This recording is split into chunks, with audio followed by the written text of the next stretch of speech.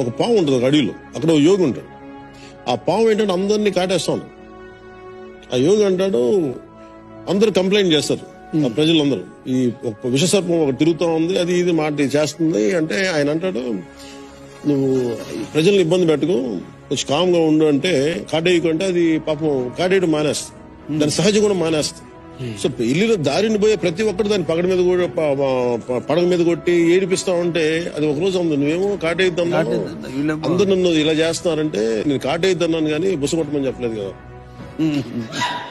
అప్పుడప్పుడు ఒకసారి మన మంచితనం ప్రత్యర్థికి బలహీనతగా తోచినప్పుడు ఒకసారి బుస కొట్టదు, చేతగానితనంగా అది చూసే పరిస్థితి వస్తే. అలాగే మనం నమ్ముకున్న చాలా మంది సమూహం మనతో పాటు ఉన్నప్పుడు వాళ్ళ కోసం నిలబడక తప్పదు ఒకసారి.